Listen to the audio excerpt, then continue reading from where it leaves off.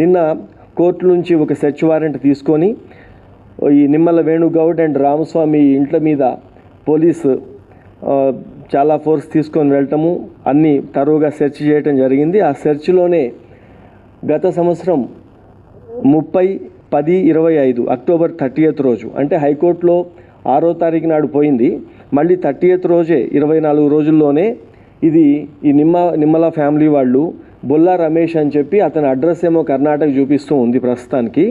అతనికి ఒక MOU ఇచ్చి ఈ భూమిని వాళ్ళకి MOU చేస్తారు. దాంట్లో భాగంగా ఈచ్ ఎకరు ఇది మొత్తం 10 ఎకరాల భూమి ఉన్నట్లు 3.5 కోట్లు అంటే మొత్తం భూమిని 35 crores MOU చేస్తున్నట్లుగా వాళ్ళు రాయటం. తర్వాత వీళ్ళందరి అకౌంట్లోకి 25 lakhs, 50 lakhs, 1 crore ఇలా డబ్బులు కూడా ట్రాన్స్ఫర్ చేసుకోవడం జరిగింది.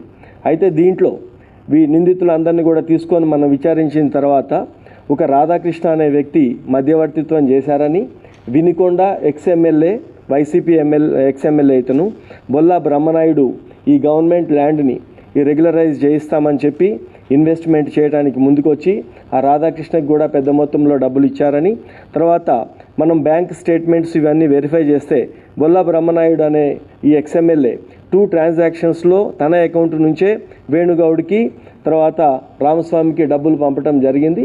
అది క్లియర్ కట్గా అతని పాత్ర, తర్వాత అతని బంధువుగా నేను చెప్పబడుతున్న బొల్లా రమేష్ పాత్ర కూడా దాంట్లో స్పష్టంగా ఉంది, ఎందుకంటే ఇది అఫీషియల్ బ్యాంక్ ట్రాన్సాక్షన్ ఉంది కాబట్టి. ఈ మీడియేట్ చేసిన వెల్ది రాధాకృష్ణ అనేవాడు సూర్యాపేట అని చెప్పాడు, అడిషనల్ కలెక్టర్గా పనిచేస్తున్నా, నేను సెక్రటేరియట్లో ఏదైనా చేయించి పెట్టగలుగుతా అని చెప్పి వీళ్ళని నమ్మటము జరిగింది. అతనిది మళ్ళీ వేరే డేటా తీస్తే ఇతను కేవలం ఒక civil and electrical contractor, Bagh Amberpet అని చెప్పి ఇంకొకటి కూడా కార్డు దొరికింది. కాబట్టి ఈ రాధాకృష్ణ తర్వాత ఈ బ్రహ్మనాయుడు, రమేష్ వీళ్ళందరూ కలిసి ఈ భూమిని ఫేక్ జివోస్ క్రియేట్ చేసి ఈ ఎవరైతే ఫాల్స్ క్లెయిమ్ చేస్తున్నారో వాళ్ళందరితో కలిసి కుట్రబన్ని ఈ జివోస్ క్రియేట్ చేసి మార్కెట్లోకి వదిలినట్లుగా మనకు అర్థమవుతూ ఉంది. ఈరోజు నిమ్మల రాజేష్ గౌడ్, తర్వాత నిమ్మల వేణుగోపాల్, నిమ్మల సాయి కిరణ్ వీళ్ళ ముగ్గురిని కూడా పోలీసు ఈరోజు అరెస్ట్ చేసింది. దీంట్లో భాగస్వాములైన వీళ్ళందరి పైన చెప్పిన వాళ్ళందరి బ్యాంక్ అకౌంట్లు కూడా ఫ్రీజ్ చేయడం జరిగింది.